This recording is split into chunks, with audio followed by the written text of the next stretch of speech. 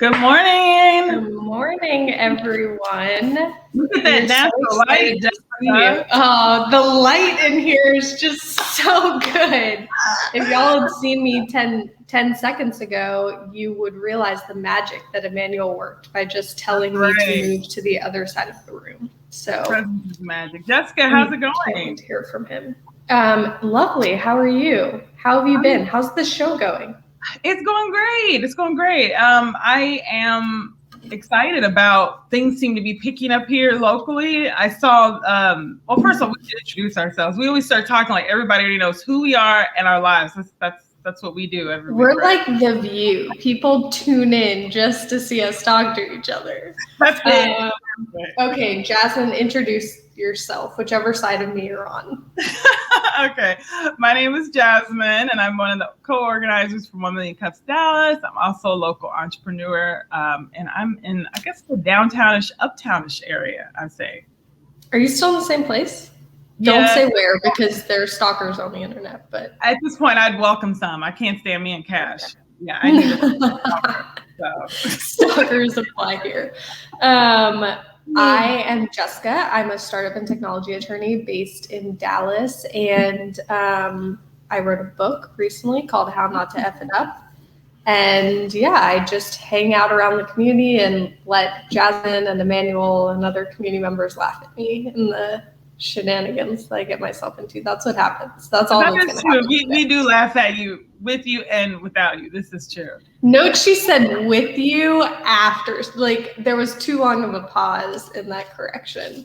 I am super excited for today because it's been about 2 weeks now since we got to connect with y'all, and I love connecting with you. Last time we had a really active comments section, and that was really fun. I think everyone, like you said, Jasmin, is starting to get hyped back up, and things are starting to get rolling again. So I'm super excited for that. And we have an awesome presenter and an awesome community spotlight. But before we get started, let's give a little bit of background, as we do every time, about 1 Million Cups. So 1 Million Cups is an educational initiative of the Kauffman Foundation.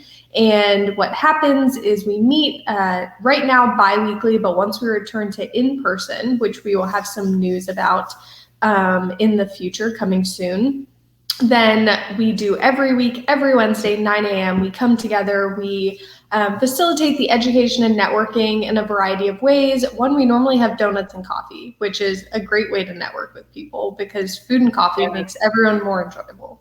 This is so true. That sugar, oh my gosh. I know. I just wanted to come back in person for the coffee or for the donuts and the kolaches, honestly. Yeah, but pressure on that too. So we definitely need to make sure donuts is high priority on our list. But I feel like we need to probably do some healthy options too, Jessica. But people never. Is that who we are now? Is that who we're gonna be post-pandemic? Probably not. You're right. And usually when we put fruit out, no one touches it either. So. Exactly. And then I end up with a giant fruit tray, or you end up with a giant fruit tray, and we don't need it.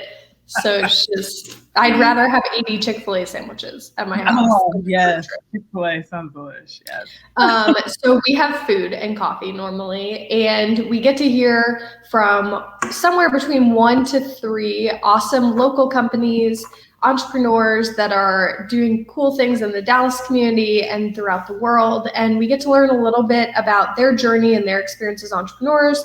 We have a back and forth Q&A. That's your opportunity as the audience to be able to give them some feedback, ask follow-up questions, offer assistance or advice if you've been in the same area or have an area of expertise that can be of assistance to them. And we all know that that is a great thing. If you've ever been an entrepreneur, trying to find resources or find connection can be really difficult. So hopefully we can help facilitate some of that. And the coolest part about this to me is that there are over 500 chapters throughout the entire United States, and we all meet Wednesday mornings at 9 a.m. So when you show up to 1 Million Cups Dallas on Wednesday mornings, not only are you supporting our local entrepreneurial community, but you're also participating in a bigger conversation about entrepreneurship throughout the United States, which is a great thing, especially in these times. We need to start to hype back up the entrepreneurial community. It's been such a tough year for entrepreneurs, for everyone, but especially for a lot of our local business owners and entrepreneurs. So we really want to give you all of the support and help and resource that we can. I still think, we've had a lot of great speakers, but we recently started our community spotlight section, which is where we highlight some infrastructure resources in the community. And I think today's will compete with my favorite. But wait, you putting all that pressure on the community spotlight today? Yeah. So, oh Lord, community spotlight, you better be ready to step it up. Get your coffee, please. But the city of Dallas, when we had the speaker from the city of Dallas that works with small businesses and economic development, she was amazing. She had so much insight. I just loved hearing the city of Dallas is doing some things right now. Well, and to your point, Jessica, is that our city, because it's so big, and we do feel connected because we are all online and we're all here, but in some way it can still be really lonely and feel disconnected. We know we're all on Facebook or Instagram, or we're all there, but you still don't feel like you have maybe connection point. And so hopefully as things start to open back up, 1 Million Cups has always been in the community and has been kind of a staple for where to start. A lot of people, when they first come to Dallas or first entry into the startup community, they come to 1 Million Cups. So we're right now virtual, but I think you can still build community in person, virtually, because I think even as we start to open up, and I see some organizations, the DEC just announced their State of Entrepreneurship, which is a big, huge event we have every year, and it's going to be a hybrid, which I think is going to be interesting. It'll be both in person and virtual. I feel like that's the direction most organizations will be going to transition. I want to talk about State of Entrepreneurship. I picked up tickets so quickly. You did? Like, is there a reason to put clothes on? Yes. You bought a ticket? Okay, I guess I should get one too. Okay. I bought a ticket because I was afraid they were going to sell out. Because I was like, literally the second they sent the email, I'm a track captain. I might get one for free for all I know, but I was like, done. $10. Take my $10. I shouldn't assume I was going to get a free. Okay, you're right. I should buy it. If I get a free ticket, you can have mine because I already purchased one. No. I should support. You're right. I need to support the community. I should not assume I was going to get a free ticket. How horrible. Maybe Emmanuel will have more information on this. I assume Emmanuel has the hookup on everything. That's why I'm excited that he's here. Yeah, me too. I do too. He knows who's doing what. Yes, I totally agree. He's like the magic man behind all of the startup community chaos. I love that for sure. I want to give a quick plug in though. So we're on every social channel. So please, if you don't connect with us, if you haven't connected with us, we're here on Facebook today, but we're on LinkedIn and we're also on Instagram.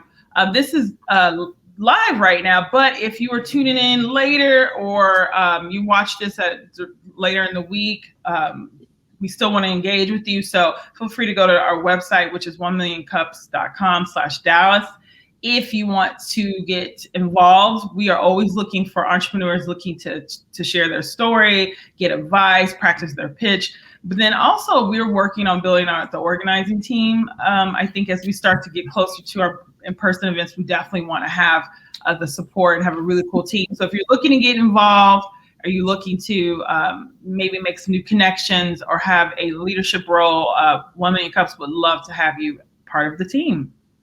Yes, we would love to have you join our View-esque setup every Wednesday morning and just casually discuss all things startup with me and Jasmin. That's Jasmin right. Yes, that's right. Okay, should we started? Yeah. Yeah, I was gonna say before I say something stupid that we have to edit out. The anxiety I have, Jessica, on this part, the anxiety I have. That's why I hold my cup like this the whole time. Yes. The longer I had to stop holding cups like that when I filmed videos because my cups are see-through. You're smart. You have a non-see-through one. And people would comment and say, I was just so terrified you were gonna spill the coffee the entire time. I didn't pay attention to what you were saying. So people's belief in my motor skills are very low, apparently. That's because in morning person, that's what it is. And Jessica, we all know Jasmin's the morning person here. And that's true. You're not. So that's okay. Opposites attract. That's why we work. I don't watch The View, but if one of them is not a morning person, that is the person that you would be Whoopi Goldberg. You'd be Whoopi Goldberg. Oh, yeah?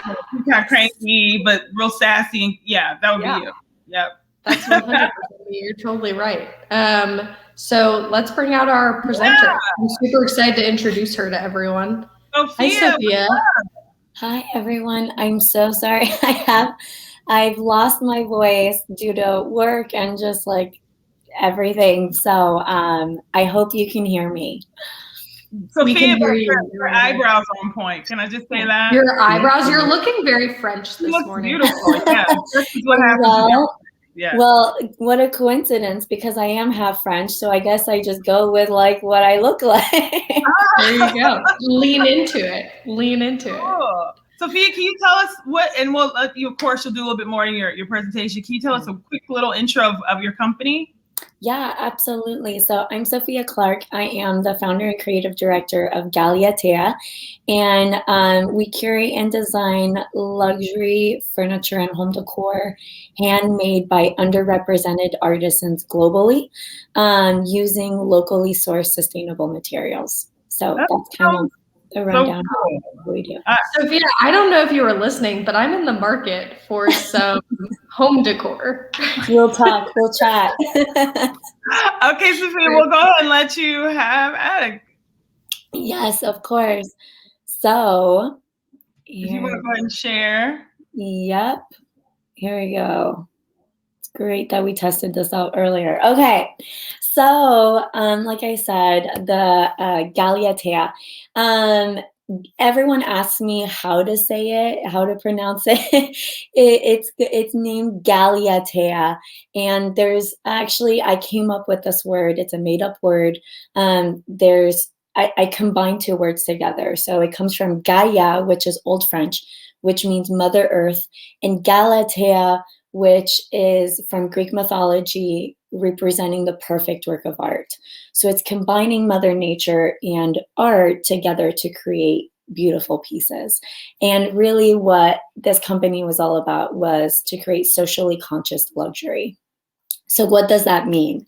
It means being aware of where your purchase comes from, being aware of the impact of your purchase, not only in like from an environmental standpoint, but who made it? Really, where does it come from? And I'm going to share a couple of statistics that are really interesting when it comes to furniture that maybe a lot of people do not know. So a little bit of background about me. So Sophia Clark, I just mentioned, I am half French, half American. My background, I am by trade an interior designer, but also a marketer. And so I went to school for that. And then I went and did my master's in interior design in Italy. And I fell in love with Italy. It was one of the most enriching experiences of my life.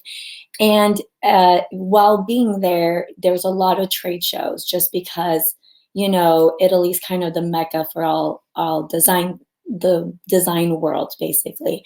And so during the trade shows, I would go, and it's so overwhelming. Like the largest furniture trade show in the world is in Milan. It's called Salone del Mobile. And it's beautiful, but after a couple hours, you're kind of, you know, overwhelmed. Like it all becomes a blur at some point, and nothing like really necessarily stood out to me. Nothing really was like grabbed my attention that much. It just felt like variations of the same. And at that time, my family was living in Brazil.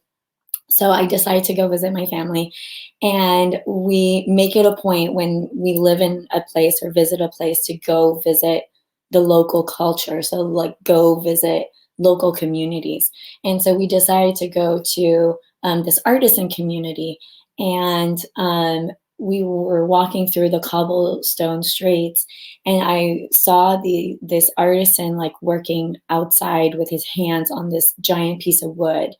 And it just like struck me like lightning at that moment. It was like my aha moment. Like, this is what's missing, this authenticity. Like, so few people, unless people travel across the world and discover this tiny little community village, get to experience this. However, it's absolutely beautiful, and not a lot of people get to know that. And these artisan communities, really, to me, I will repeat this till I'm blue in the face, are the gatekeepers of culture. So they pass on these traditions through art and from generation to generation. And what happens is with mass industrialization, which is great to a certain extent, but a lot of these mom and pop shops, but also the gifts, the skills get lost over time. And so that is really where Galiatea was born, was from this need, from this problem that I saw of like first mass production, right? Where everything kind of looked the same, nothing really like stood out and was unique. And also like a lack of diversity and representation. And what do I mean by that? Is that Italy accounts for 40% of global luxury production. I don't know if a lot of people knew that, but I think that that was like an insane statistic when I heard about it. And I was like, that's great. It's absolutely beautiful. It's amazingly, impeccably well made. The craftsmanship is amazing. However, the world has so much to offer, and I wanted to change the narrative of what luxury was. I wanted to redefine, instead of just the branding and the marketing and the millions of dollars invested in, beautiful models. I wanted it to be about authenticity. I wanted it to be about story, about craftsmanship, about materials, about generational skills that are used and passed down. Like, I wanted to change the narrative of what luxury was within the furniture industry and beyond. And then there was like a lack of customization, just because with mass production, you can't really make it your own. And so there were two extremes. One is like the luxury made from Italy, and then the mass produced, which most of it comes out of China. And I was like, there's got to be something different. I need to provide a different solution. And also, a lot of these artisan communities, they don't know how to sell outside of their local communities. And so this was a perfect bridging of gaps of what I saw was lacking in the market and what I saw these communities were kind of needing. And so I just decided to take a leap of faith and dove all in. And so where I started was working with artisans in Brazil, because that's where I had family, and Peru. Those two places, my family was in Brazil and Peru, because my last 2 years of high school were spent in Peru, and I had a lot of connections. I kept going back every year. And so I worked there I stayed and lived there and worked hand in hand with artisans to develop this really unique collection, this elevated luxury collection. And so really it's about bringing these skill set to the forefront and elevating it to luxury, because it is so incredible. After agriculture, art and crafts is the largest industry in the developing countries, but it is not tapped into as much as it could.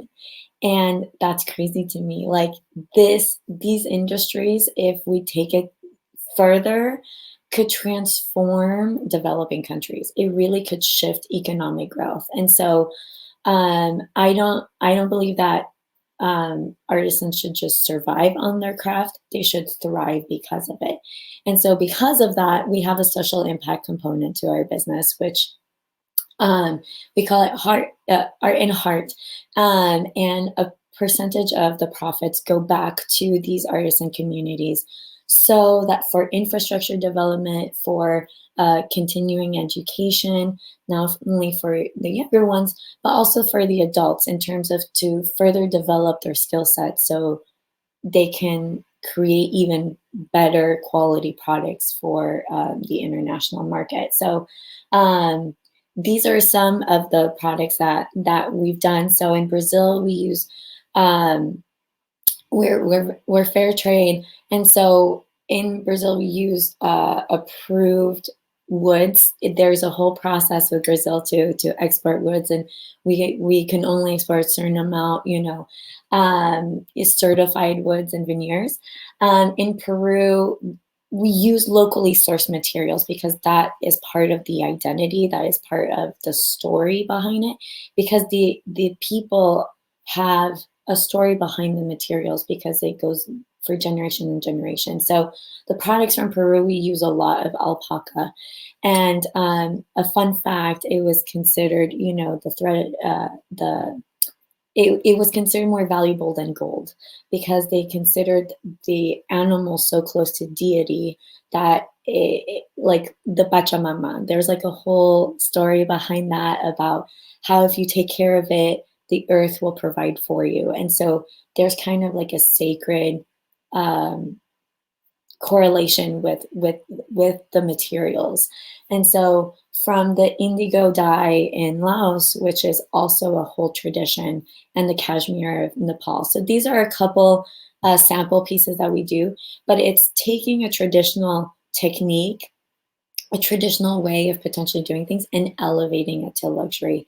And so all of our process, part of using sustainable products is also developing sustainable practices in our business. So everything is made to order, so there isn't waste, because that's a huge component in the furniture industry, is the amount of waste that gets created, because just like in fashion, furniture also has its seasons, and a lot of it gets thrown out, a lot of it gets burned, and so I refuse to do that, especially with handmade. Everything is handmade. All the materials are locally sourced, and everything is made to order. So when one of our clients orders, they know it's specifically just for them. So so we started with Peru and Brazil, and we've kind of expanded. We've included Uganda, Rwanda, Cambodia, Nepal, and Turkey. And our next ones we're very excited about are Nigeria and India. And our goal really is to include products from all around the world. So really what the big mission is we are wanting to create a connected, united, and inclusive world by embracing diversity. It's really embracing the differences of each cultures through art and design by building a global brand that encompasses products, services, education, and experiences. So how this came about was we used to be a B2B company, and pre-COVID, we had investors. We were going to actually launch a showroom in New York. We were going to sign on the dotted line and everything. And then COVID hit, and I was like, nope, that's not an option anymore, like to go to New York and open a showroom and do all of that. And so I had to pivot really quickly the business, and we went online. We opened it up to the public. So what is currently on our website is available to the public. Our entire catalog actually spans over 200 products, and that's more reserved for our B2B because they can fully customize anything that they want. And so really we do enable interior designers and luxury consumers to design and order custom furniture and home decor, handmade by underrepresented artisans. And so we offer more alternatives to the handicraft market and more diversity to the luxury market. So with that, this is kind of how our approach to doing it. We're tackling through product, through services, through education, and through travel. So we started with furniture, and we're wanting to, one, expand in terms of country, but expand in terms of the products we offer. So this will go into fashion accessories. It will eventually go into skincare, sustainable skincare, beauty, and so forth. Also, services. Something that we noticed during the pandemic is a lot of people was starting to work more from home, and we're like, wow, my space is just not as comfortable or isn't as functional as I would want it to be, having to redesign their home offices and so forth. And so we were like, this is a great way to complement our products. And I think any startup should start with their first product and then grow additional services or additional offerings to support the main one. And so our services are either design consultations. We also come up with a course, and then the education part. So we've hosted summits. We have a podcast. Anything educational, not only for consumers, for our B2B clients, but also for our artisans, because that's our priority. our company wouldn't exist without our artisans. So that's really what it's all about. And then travel, something that I was so in tune with lately, because I usually travel every other month to visit artisans and so forth, was this fact that this was really the thing that bridged cultural gaps, was actually immersing yourself in a cultural experience and having that experience. And I wanted to replicate that for people. Obviously, once things open up and everything, that's the next thing that we are going to do, is create those luxury experiences where you're fully immersed yourself, and where the products complement each other. So you would actually get to meet the artisans.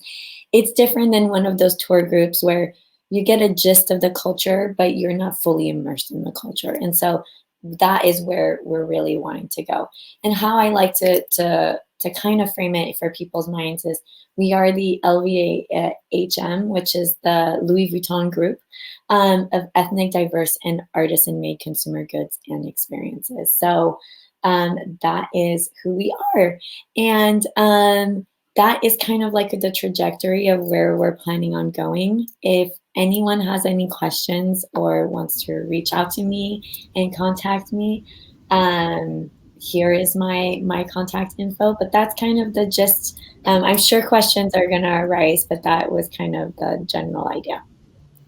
Awesome. I love it. You did such a good job. Yeah, I feel like I need to upgrade my whole place now, though. Yeah. I know. Oh, beautiful pieces. Thank you so much for your awesome presentation.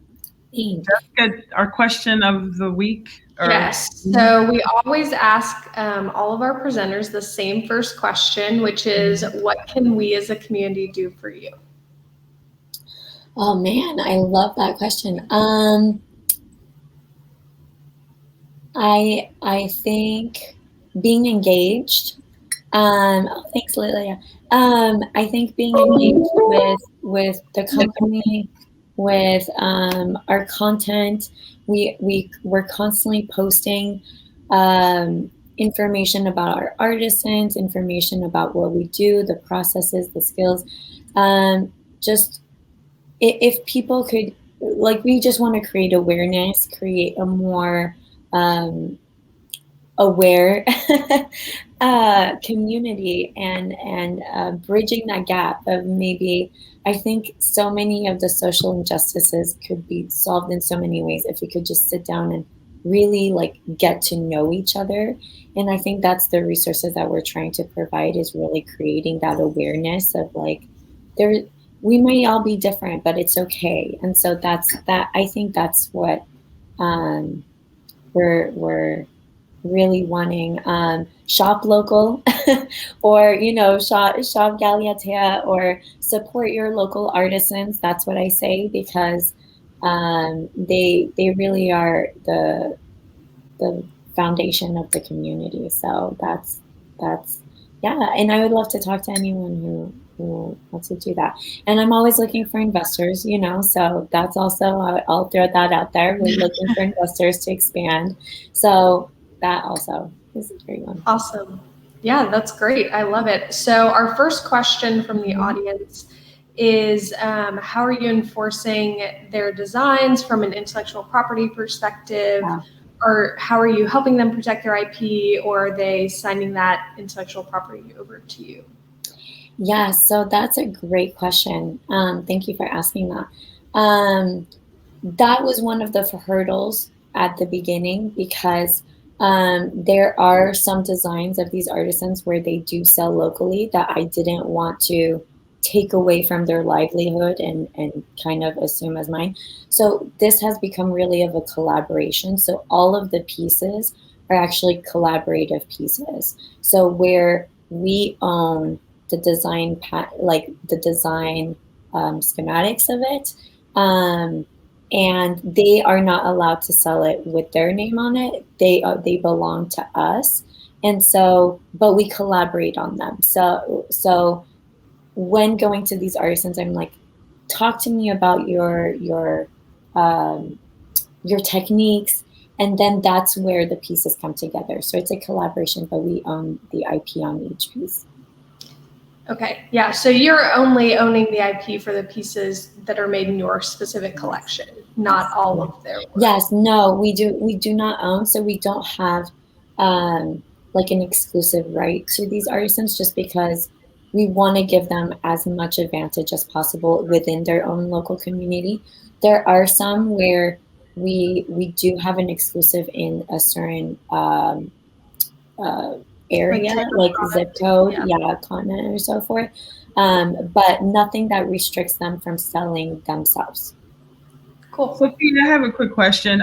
So what's interesting in the midst of the pandemic, that luxury brands have exploded, which is interesting. The fact that this is a really tough time for a lot of actual consumers. But obviously there's a segment of the consumer base that are still have the cash flow and the ability to pay for these things. How are you positioning your brand? Because I know your target demographic are interior designers and luxury customers, which luxury is very subjective, because I know several people that have Louis Vuitton bags that really they got the bag instead of the rent this month. So I'm just curious, how do you define what luxury is, and how has the pandemic impacted like your marketing strategy?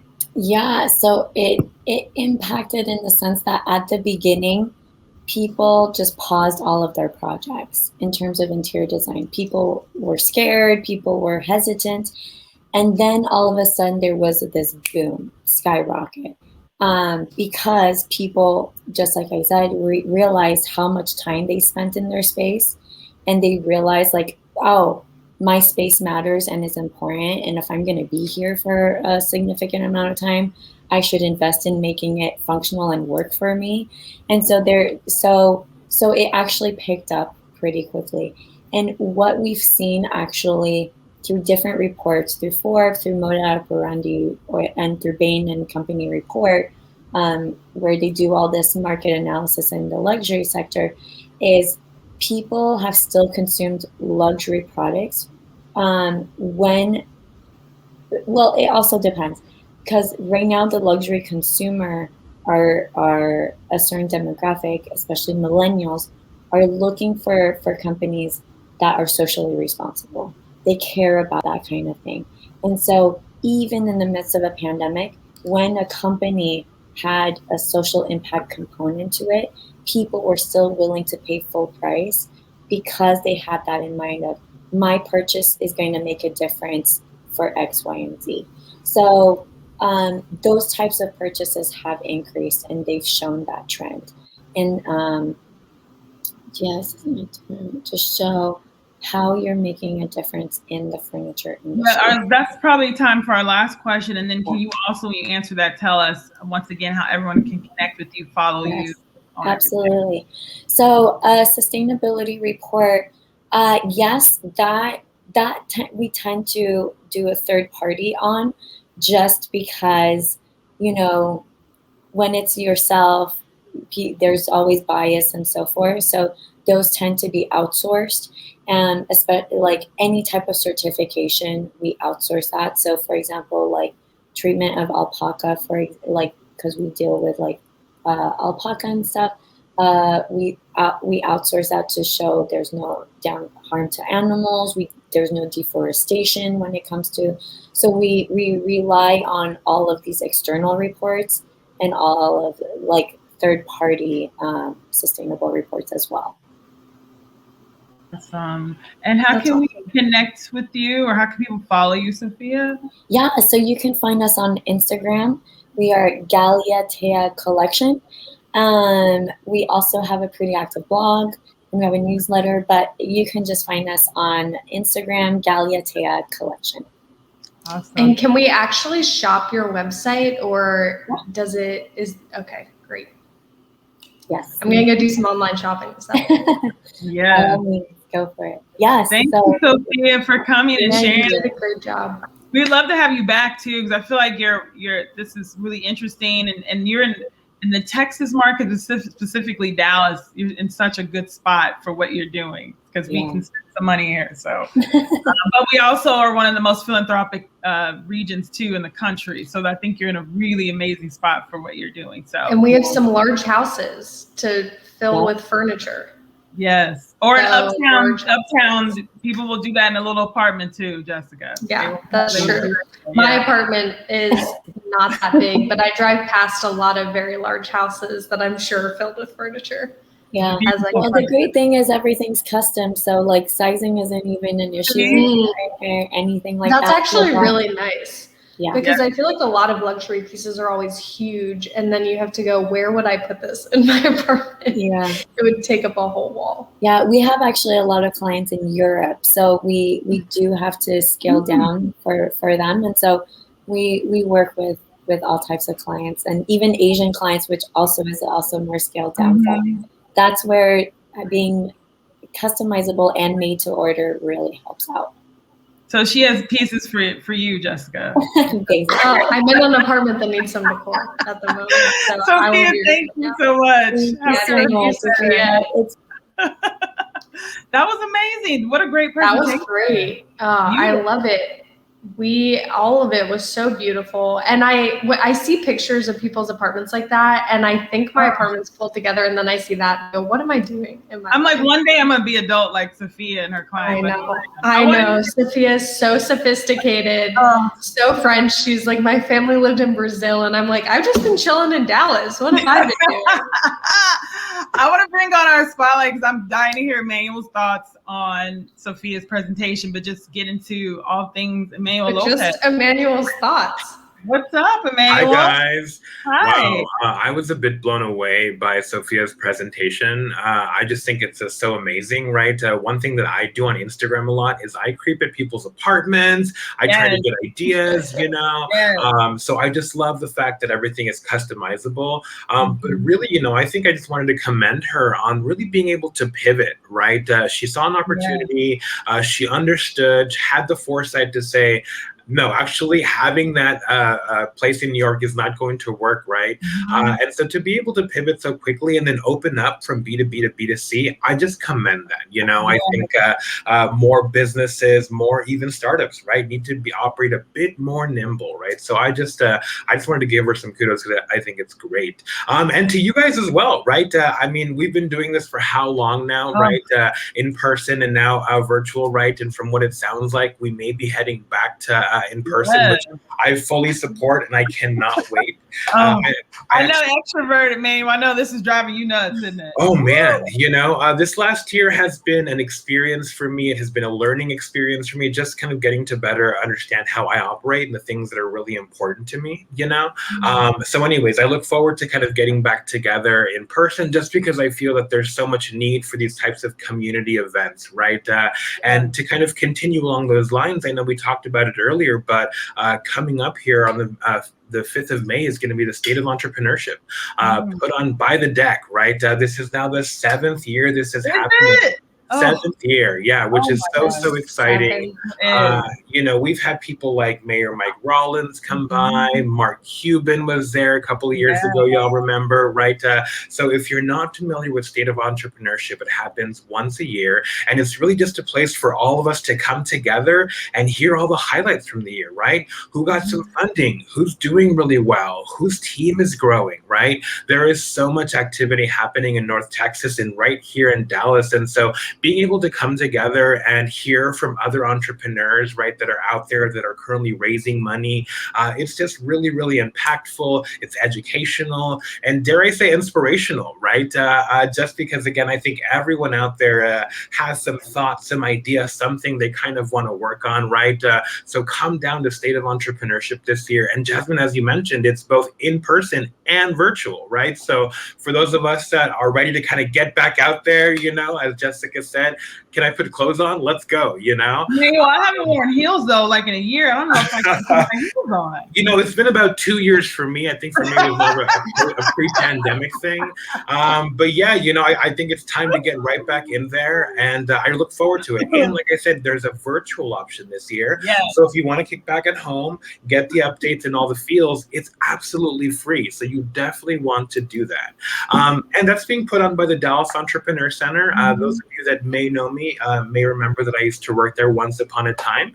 I was their director of community and marketing communications. And for me, it was really just about being able to help people and really help make connections, right? Because there's so many, not just entrepreneurs and visionaries here in Dallas, but we are also, the hub for headquartered businesses, right? And so being able to have those connections is just amazing. And so pre-pandemic, me and a couple of other community friends like Will Akins, who's a friend of this show, and Carrie Carver. Friend of this show. I like that our show is so official now that we have.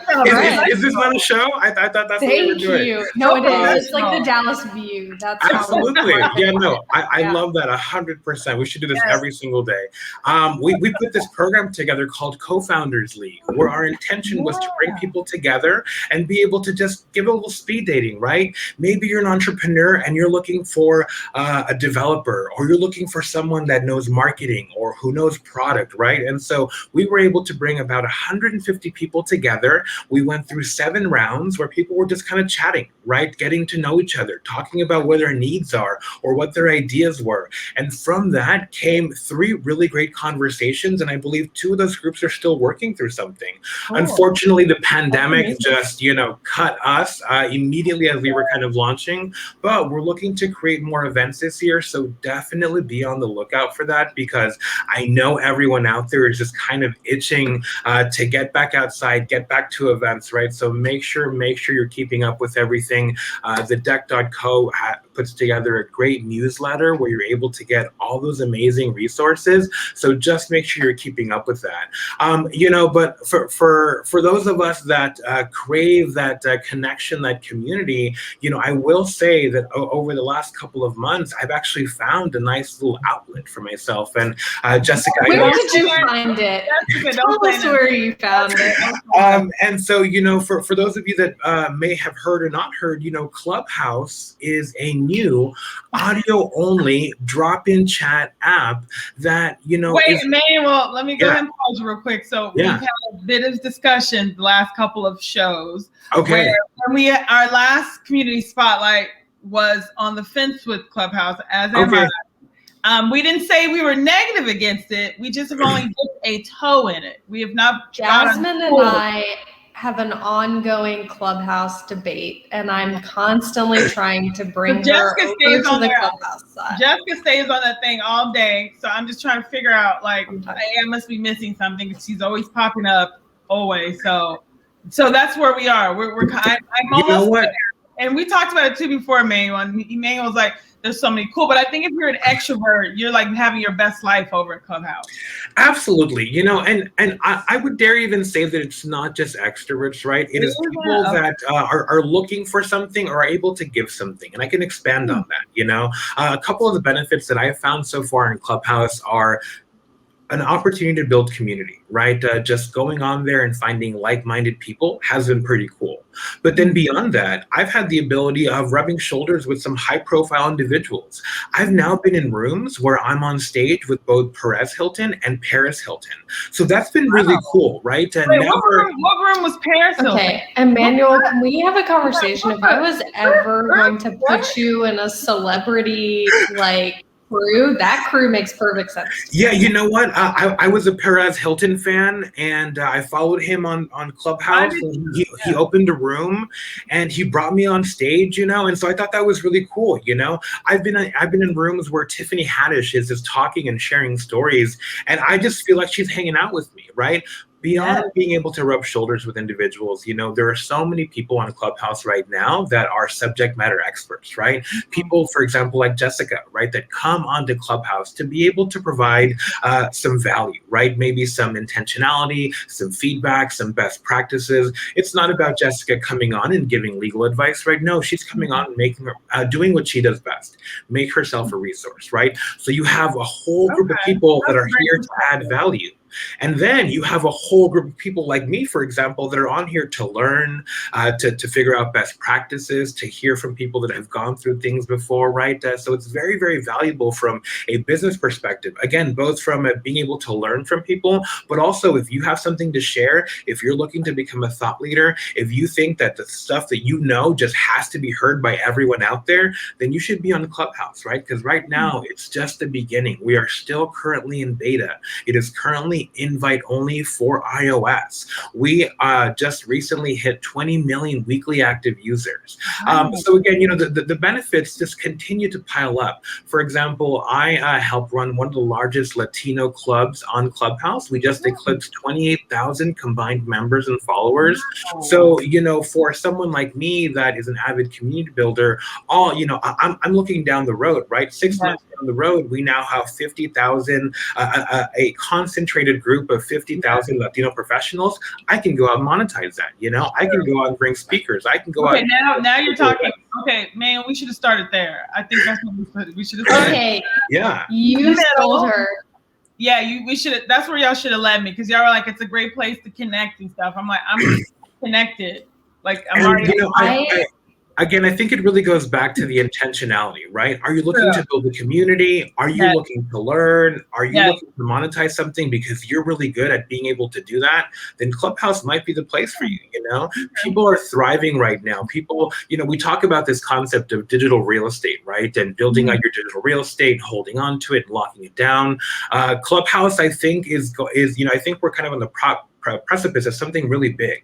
So if you're not on Clubhouse, I highly recommend you download the app and you save your username. If you're on Clubhouse and don't know how to maximize it, reach out to me. I'm very, very happy to kind of help you through that. Right now at AKH Digital, the digital agency I work at, we're developing strategies, right, for our customers. Because 3 months ago, I was like, are you on Clubhouse? And they're like, what are you talking about?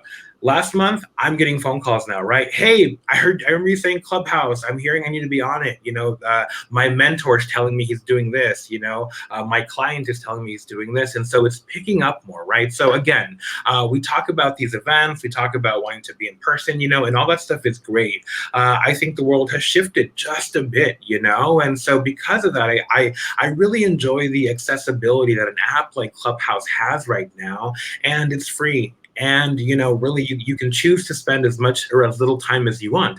People like Jessica and myself maybe spend a bit more time on there because I think we're just kind of exploring. You know, we're exploring and it's exciting. And again, for people like us that love to connect with people, it's cool, right? But at the same time, I can almost guarantee you that me and Jessica are very similar in the sense where sometimes we just need to like shut everyone out, right? And with Clubhouse, it's really easy because you exit the app and you're done, right? Now you're kind of back to regular life. So I've thrown a lot of things out there about Clubhouse. You know, the most important things are it's a really cool, fun, new free app.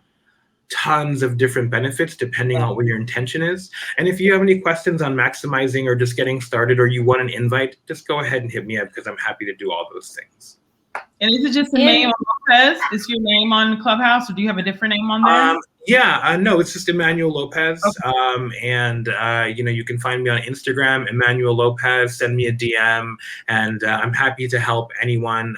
Just because I have so many thoughts, I find so much value. And again, now being able to build out some of the strategies for our clients has been really, really exciting. That's so cool. Okay, man, you may have sold me. This was very effective. Jessica, you just find it. You just like you can find whatever you want on Clubhouse. I'm going to El Salvador in a week with people I met on Clubhouse. See, like it's amazing, you know. That community aspect really is great. And then, you know, to kind of continue along that community thing, I wanted to share a fun thing that I'm working on with you guys right now. And really, it's more of a mission, right? As a digital marketer, as a content creator, as even a micro influencer, I've really come to find the benefits of social media. And I know that there's an ever-growing list of negative things with social media, right? But, you know, when it comes to maybe small businesses, for example, right? Small businesses have the ability of leveraging social media to really be able to put themselves out there, amplify their message, attract new customers, and heck, even maybe attract new investors, right? And so right now, I'm kind of on a mission to be able to help all of my small business Latino owners. So if you are a Latino small business owner at the moment, I am offering to be, and you're not currently on social media, I'm offering to bring you onto social media. I will not be able to manage your channels. I won't be able to create evergreen content for you, but I'm going to put together a plan for you that will be able to help you create your channels, establish some online assets, and put together a very simple and easy plan that you, or maybe an intern, or maybe your son will be able to follow, right? So I have, one very specific ask for the community right now is, if you know of any Latino small business owners, whether a restaurant, a realtor, an insurance agent, right, a corner shop, an online shop, whatever it may be, and they don't have social media, and they could benefit from being on social media because people need to see and come across their product or service, please reach out to me.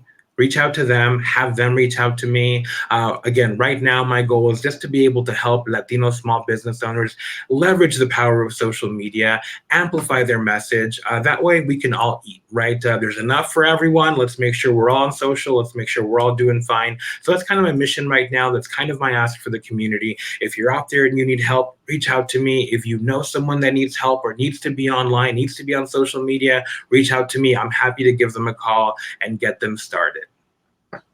I love that. I think that's so huge. And we'll definitely make sure we share that specifically on our social channels too. I think that's amazing because I think it still shocks me. And because I'm probably biased just because I'm in the marketing space, that so many people still aren't on social or they don't have a digital presence. They've got functioning companies, but they literally have not crossed over. So I think that's so huge. And I think specifically focusing on Latino business owners too. I mean, just here in Texas alone, if we just look at the percentages of who lives here, but then if we look at the percentages of who has companies, you will have, hopefully you get a ton of people reaching out to you. But I think it also screams to the fact that more needs to be done, right? I think more outreach probably needs to be done to the community. Absolutely. People say that, hey, Instagram is free, Facebook is free, but is it really free if you don't understand the language and you don't know how to use it? There are these tools that are just allowing these restaurants or these business owners to leave money on the table. And I can assure you right now, people are looking for these restaurants. People are so tired of your chain restaurants, of our fast food, right? We want to know more, but sometimes we don't know any more than what Favor or Uber Eats is putting in front of us, right? So really being able to leverage the power of social media to help these businesses attract more customers is really simple, right? Again, I'm not going to be here to transform your business. We're not going to make $1 million in the first 3 months, but I can help you create some digital real estate for yourself and really just be able to market and brand yourself. So that's kind of my goal right now. I'm really trying to just make a difference and, again, help out my Latino brothers and sisters. So if you can think of anyone, I'd highly recommend you reach out to me because I would love to help them. I love that. That is so incredible. Jessica, I'm sure you know some businesses here that I'm actually probably in your Clubhouse connection. She probably has several. I'm thinking especially to El Salvador next week.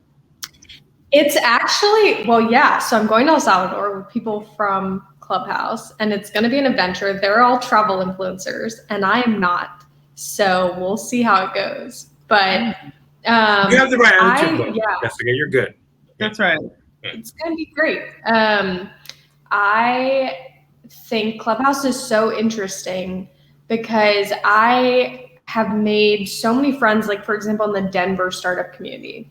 And I have a call, or I'm in the process of scheduling a call with some key members of their community to talk about basically, Dallas and Denver are very similar stages in their entrepreneurial community development and trajectory. And so talking about, what have we tried that worked and that didn't work? What have they tried that worked and didn't work? And kind of building from that from a community infrastructure perspective, which I never would have been able to do beforehand.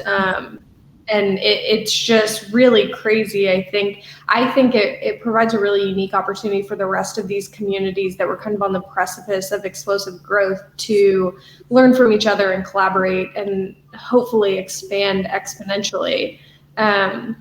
So I didn't sell Jasmin. I will give the crown to you for that one because it sounds like she's open to it now. I am. Well, I've always been open to it, but I think a lot of people, I think specifically a lot of business owners' mindsets is that you already have so much in your mind, and like it's definitely networking is important. But I love the fact that Emmanuel brought up the point that of the education. That is something that I love to do. I read a ton, and I'm always looking to have new ideas. So that piece of it alone. Because the social networking piece of it, no, that is an introvert side. I'm like, I prefer not. I'm like, whatever. And really, the education piece is, I think, learning, and if I can get it, that would be really fun for me.